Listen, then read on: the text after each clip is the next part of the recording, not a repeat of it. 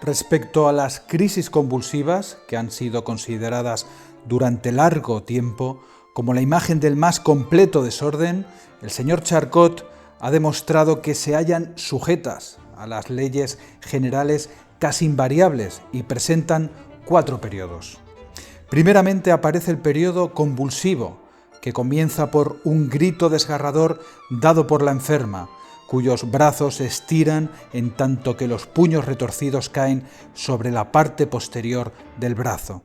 Pronto los brazos sobresalen por encima de la cabeza ejecutando una especie de remolino vertiginoso yendo enseguida a colocarse rígidos, contraídos a lo largo del cuerpo, el que, a su vez, entra en una sucesión de convulsiones persistentes, primero tónicas, luego intermitentes, clónicas, para terminar, en fin, en una resolución o flojedad completa del cuerpo y de los miembros, con producción de algo de espuma por la boca. Pero la resolución muscular no es de tanta duración y he aquí el periodo de las contorsiones que empieza por actitudes extrañas. La enferma, formando un arco de círculo, encorvada por la cabeza y por los pies, pone sus brazos en cruz, los recoge enseguida y con viveza hacia sí para extenderlos inmediatamente por todos los lados como si quisiera defenderse de un agresor a quien detesta.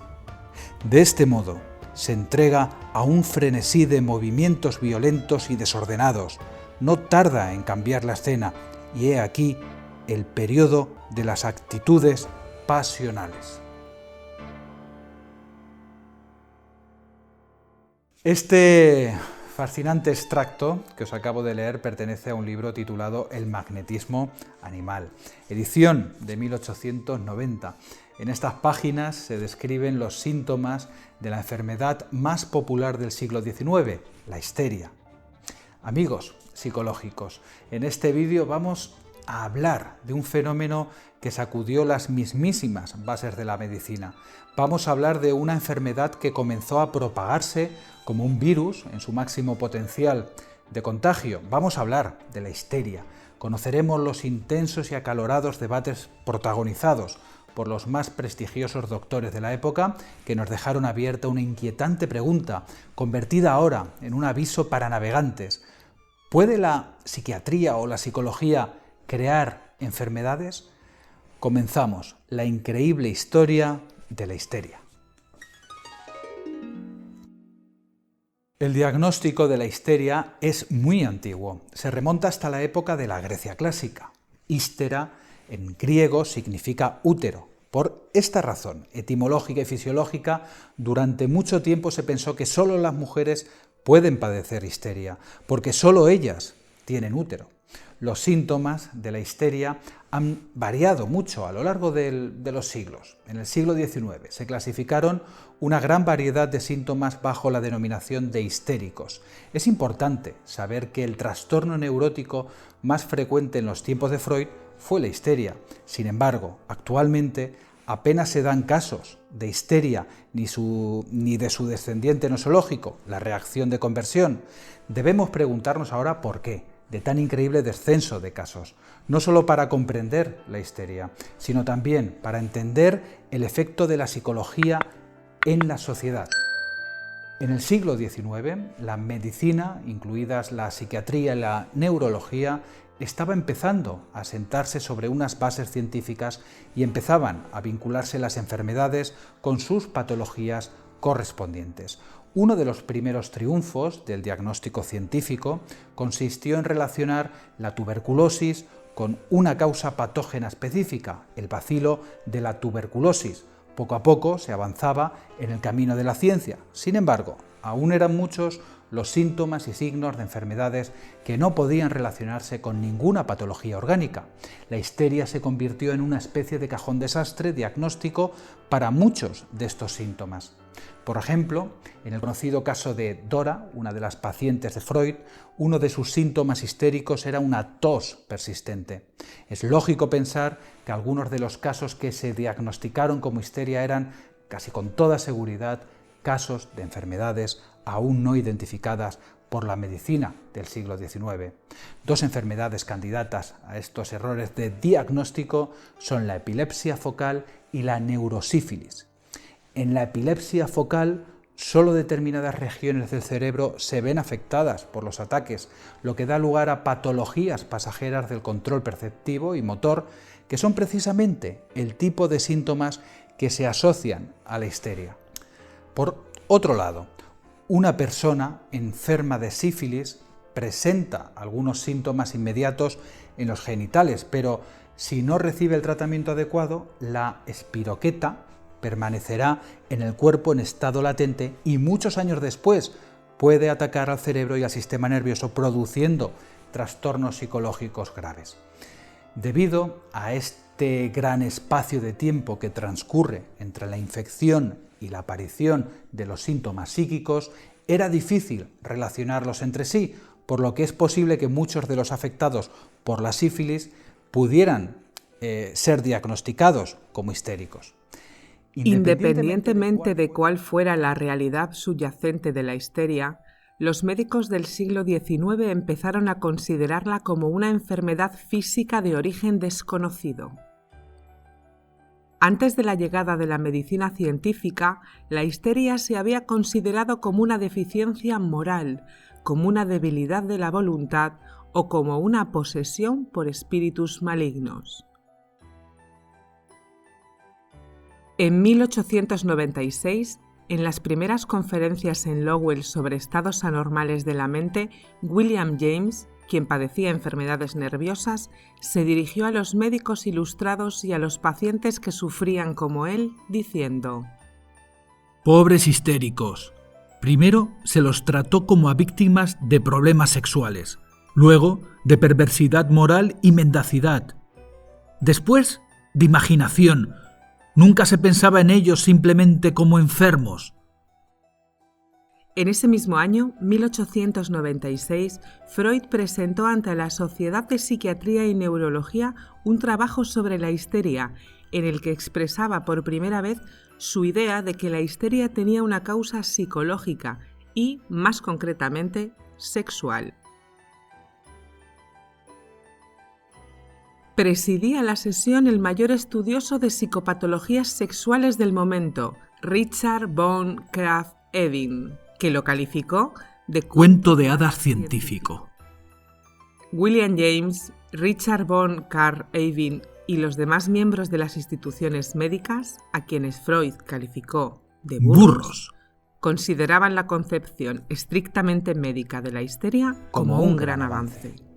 Desgraciadamente, para los pacientes, muy a menudo, los tratamientos de la histeria eran extremadamente crueles. El tratamiento principal era la electroterapia. Su versión más leve era la faradización, para la que Freud compró el equipo necesario en 1886.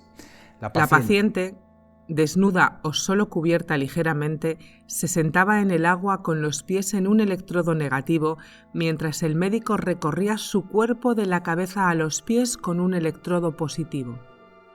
Cada sesión duraba entre 10 y 20 minutos y se repetían con frecuencia. Muchos pacientes experimentaban graves reacciones adversas, quemaduras, defecaciones, mareos. Otras terapias consistían en impedir la respiración de la paciente, en golpearla con toallas mojadas, en someterle a duchas de agua fría, en insertarle tubos por el recto, en aplicarle hierros calientes en la columna vertebral y, en los casos denominados como intratables, practicar ovariectomías y cauterizaciones del clítoris. Tales tratamientos pueden entenderse en nuestros días como un abuso sobre las mujeres por parte de hombres con poder. Sin embargo, hay que tener en cuenta que los tratamientos de algunos trastornos masculinos eran igualmente terroríficos, incluyendo, por ejemplo, la cauterización de determinadas partes de los genitales. Tampoco hay que olvidar que la medicina tan solo estaba comenzando a basarse en la investigación científica.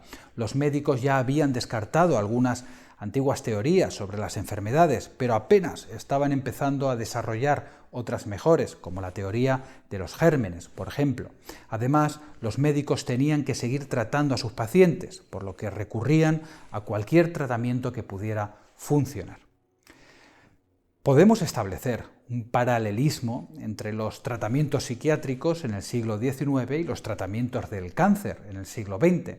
El cáncer es una enfermedad terrible que actualmente, como ya sabemos, está empezando a desvelar sus secretos.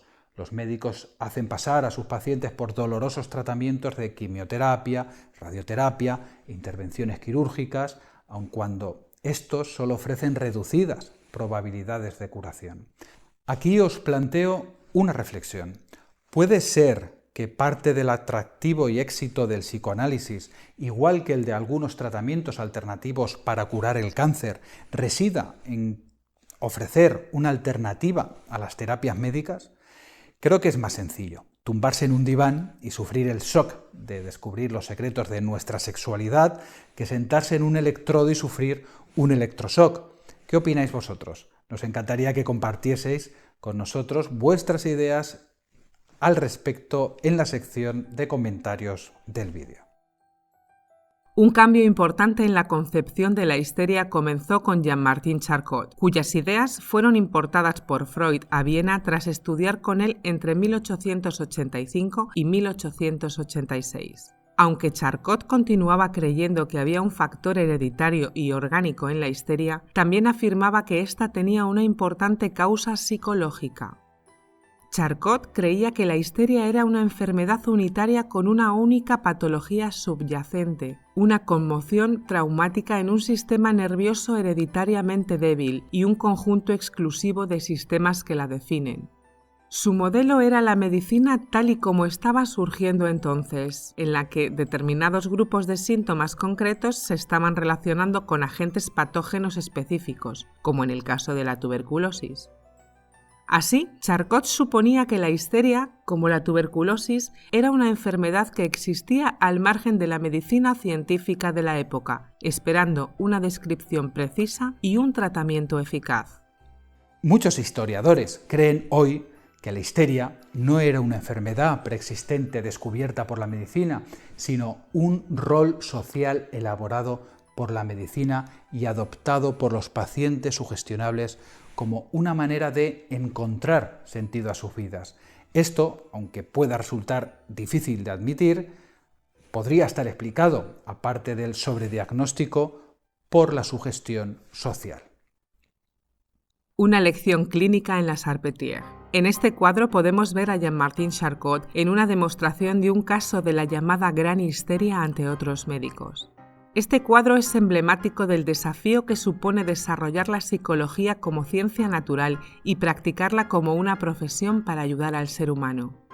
En el cuadro, la paciente de Charcot está a punto de exhibir uno de los supuestos síntomas de la histeria, el art du cercle. Sus ayudantes están preparados para sostenerla en cuanto adopte la postura semicircular en el suelo. Sin embargo, el art du cercle no es un síntoma, sino una conducta aprendida. Obsérvese el dibujo de la izquierda en la pared sobre los asistentes. El síntoma está ahí mismo, a disposición de la paciente para que lo imite. La paciente ha aprendido los síntomas que se supone debe tener y estos a su vez refuerzan la creencia de los médicos en la existencia de una enfermedad que ellos mismos han inventado. Los psicólogos suponen, como Charcot, que investigamos algo, mente y conducta, que existe aparte de nuestras teorías sobre ello. La lección clínica en la Salpêtrière constituye un vívido recordatorio de que la psicología puede crear las realidades que investiga e inventar nuevas enfermedades. La histeria también aparece vinculada al hipnotismo. Charcot, junto con los psicólogos clínicos franceses, creía que el trance hipnótico era un genuino estado alterado de conciencia arraigado en los cambios del sistema nervioso producidos por la inducción del trance. También creían que la hipnosis solo podía emplearse con pacientes que tuvieran alguna psicopatología. En sus experimentos y demostraciones en la clínica de la Salpêtrière inducía mediante la hipnosis estados de histeria en sus pacientes. Esta concepción quedó finalmente descartada por la escuela de hipnosis de Nancy, que consideraba el hipnotismo simplemente como una intensa susceptibilidad a la sugestión. Según la escuela de Nancy, los fenómenos hipnóticos serán todo lo que el hipnotizador quiera que sean y lo que el sujeto espere que sean. De igual modo, los síntomas de la histeria eran lo que los médicos aseguraban que eran en sus manuales de diagnóstico y lo que los pacientes esperaban que fueran una vez que habían aceptado el diagnóstico de histeria. La paciente, en brazos de Charcot, como sale en el cuadro, ve claramente en la pared lo que se espera que haga. Ni en el hipnotismo ni en la histeria hay una enfermedad subyacente o un estado mental, ni mucho menos neurológico, un estado mental que sea definido. La historia de la histeria nos aporta una de las grandes lecciones fundamentales que debemos aprender todos los profesionales de la salud, especialmente los que nos dedicamos a la salud mental. La ciencia psicológica representa la lucha por descubrir la naturaleza humana, pero ni la naturaleza humana ni la psicopatología humana existen totalmente sin la sociedad. Cada sociedad trae consigo una cultura, unos valores y unas creencias que condicionan la manera de ver el mundo de los individuos que la forman. En la Edad Media, los exorcistas creían sinceramente que los demonios eran reales y sus sermones, tratados y preguntas llevaron a muchas personas a creer sinceramente que estaban poseídas por el demonio y, en consecuencia, a actuar como creían que debía hacerlo un ser humano poseído por el demonio. Las expectativas crean una realidad que a su vez confirma las expectativas. Esto está bien descrito en el efecto Pigmalión o en la profecía que se cumple a sí misma. En el siglo XIX, algunos psiquiatras como Charcot creían que la histeria era una enfermedad real y sus diagnósticos y enseñanzas llevaron a algunas personas a creer que la padecían y, por lo tanto, aprendieron a comportarse como creían que debía hacerlo un histérico. De nuevo, las expectativas creaban la realidad que confirmaba la expectativa. Nunca debemos olvidar lo que los psicólogos dicen, que la naturaleza humana puede crear patrones culturales que las personas corrientes adoptan sin darse cuenta, lo que parece confirmar como un hecho científico algo que no es en realidad sino una creación de las teorías inventadas por los propios psicólogos.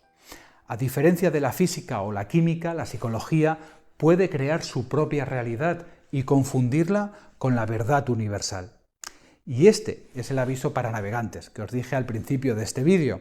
¿Cuántas veces leemos las clasificaciones diagnósticas llamadas DSM, escribimos blogs o hacemos vídeos como este o como otros que hago en mi canal, hablando de trastornos y describiendo sus síntomas o asegurando, como ocurrió con la histeria, que hemos descubierto un rasgo, trastorno, etc. A veces, tanto los profesionales como el público general corremos el peligro de entrar en un círculo pernicioso donde todos googleamos tratando de confirmar nuestras sospechas y encontrando toda una oferta proporcionada por la ciencia de la psicología donde casi podemos comprar nuestro diagnóstico a medida. Esta lección de la histeria se enseña en la mayoría de las universidades de psicología del mundo para que podamos aprender de ella. Del mismo modo que ocurre con el efecto placebo, debemos considerar la variable de la sugestión como un factor siempre presente y que conviene limpiar o diferenciar.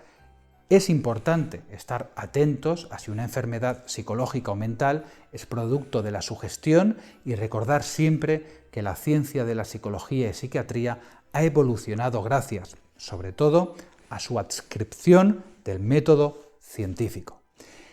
Y hasta aquí nuestro Psiconoce de hoy. Suscríbete y dale a la campanilla si no quieres perderte nada de lo que hacemos en este canal.